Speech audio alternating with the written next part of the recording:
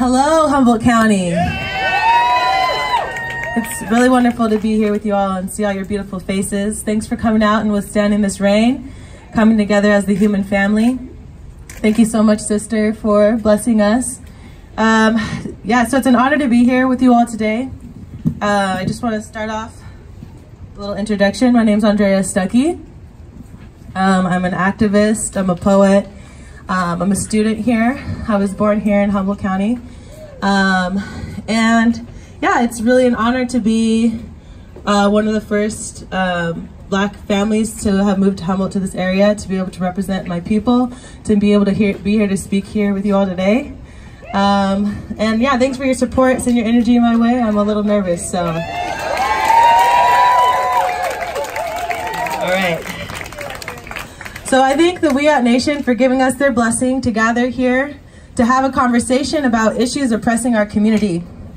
I want to acknowledge the oppression and genocide that has affected the indigenous peoples of this land. It is this history and continued narrative of white supremacy that still oppresses people of color in this area today. I am going to speak to my experience growing up as a Black woman in Humboldt County specifically. I have always felt a level of invisibility in society and even in my own family, not ever feeling validated for my voice and my experience as a Black woman.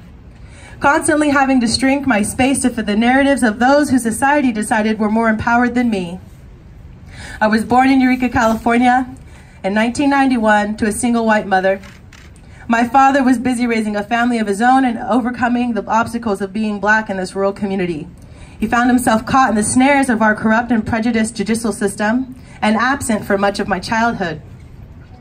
My mother was a strong, fighting, and loving woman, like most of us. Yeah, you guys can clap. She's right here in the front. She's standing in place today of my father. So she represents my father and my mother today. And she is both. So she did the best she knew with whatever she had. Unfortunately, it wasn't enough to protect me from the sting of prejudice that went on unchecked, as I had no language to voice the oppressions that were occurring. To be a Black woman with no one who looked like me to identify with as a role model, I often felt like an oddity, an outcast, and a stranger in my own home. There was less than 0.6% Black people living in the area at that time. That minuscule demographic mostly represented the few Black families that moved here in the 1960s.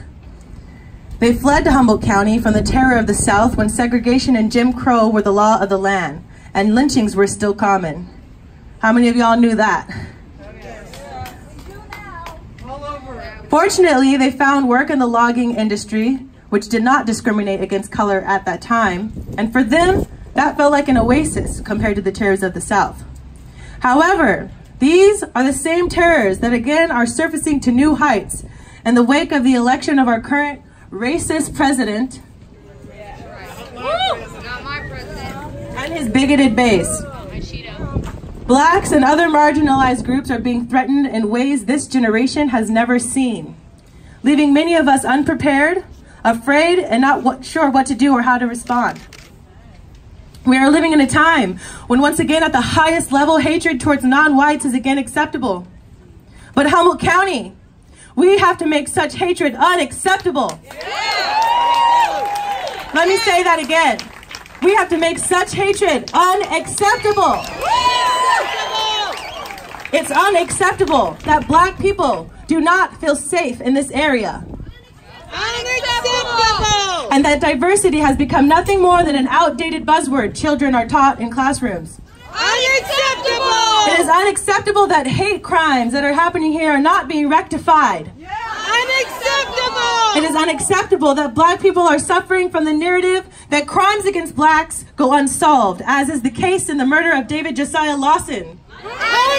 Unacceptable! Unacceptable that there is negligence in solving crimes with Black victims. Unacceptable! Unacceptable that Black people in this area face the threats of harassment and violence when walking home at night or even in broad daylight. Unacceptable! Being almost run over by 4x4s shouting racial slurs on a daily basis. Unacceptable! That in schools and at work and everywhere we go, we're subjected to one form of prejudice or another.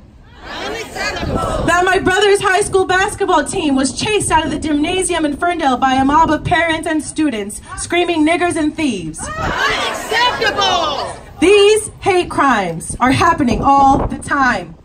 And because of that, we live in a state of fear.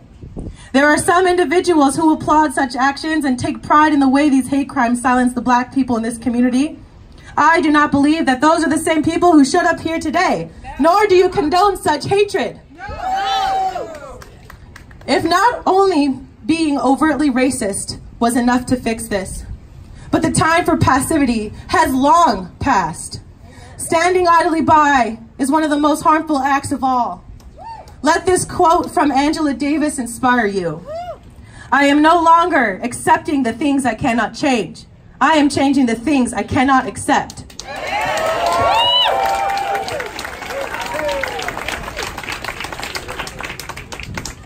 Humboldt County, we must do better for black people. We cannot do it alone. I don't want to live in a place where I am the blackest person I see, where more and more black people are leaving the area in fear for their lives, until even I, with a family and a community of support and allies, no longer feel safe here. This is simply unacceptable. And to the 1% of black people who make up the population, I am sorry that in my hometown, we have had to suffer from such oppression. Unacceptable. A word of encouragement from Rosa Parks, who once said, I have learned over the years that when one's mind is made up, this diminishes fear. Knowing what must be done does away with fear. And Bayard Rustin, we need in every community a group of angelic troublemakers. Keep being fearless. Keep being angelic troublemakers. Speaking of the need for angelic troublemakers, a couple weeks ago I was contacted by the women who, after the controversy covering the first march, wanted to revamp the march, including more voices from marginalized community members. In doing so, they did something very important. They decided to humble themselves and do better after allies were called out and shamed, and rightly so, for not having representation from more diverse groups. And I'm glad they did. Because despite past and recent failures of our allies, this showed me something that will be key in the movement towards Humboldt creating a safer place for black people. And instead of being a place that pushes diversity out, becomes one that nourishes it. They showed humility and a willingness to admit a mistake.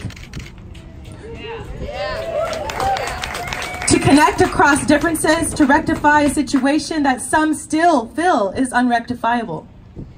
This is the challenge of our white allies today.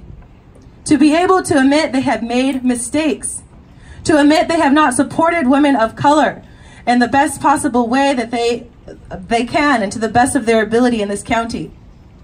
There are much harsher consequences than being wrong, especially for those of us who are dying and for those of us who are in fear of their lives. I think the humility is worth the risk.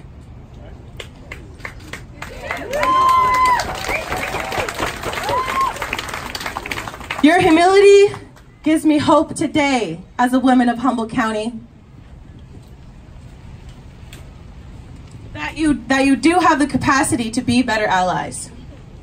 To join us black people and other minorities in being the angelic troublemakers that Humboldt County needs. I saw something else that gave me hope. I saw for the first time in my life at a poetry reading, this last week actually. Sorry, my paper's just flying away. I saw for the first time in my life at a poetry reading, white allies create a space safe enough for black people to open up and share personal, deep, vulnerable things about their lives here. And unfortunately, most of those narratives told of feelings of terrorism of living here as a black person. But the magic was that white people held space and listened, just listened. And instead of being offended, lovingly held space. Humboldt County did that for a small group of black people. But still, it brought me hope that a predominantly white space was able to nurture diversity.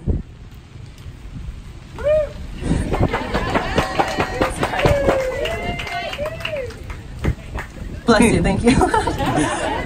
If we can do that on a small scale and work on creating spaces like this one today and give voice to the voiceless, and if we can keep room in our hearts for humility, for allyship, and allowing blacks to be the experts on the nuances of our own oppression, and speak without fear, and if we have the courage to stand up for women's rights, then I believe we can take a stand against the overt and covert racism that perpetuates institutional harms and hate crimes against black people in this area. If we can do that, oh shoot, come on stage, sweetheart, you're getting poured on. All right. If we can do that, then I believe we can begin to nourish the diverse needs of our community and help black people feel safer and more supported and welcomed in this community. I thank you all, and I thank you for being the angelic troublemakers that Humboldt County needs.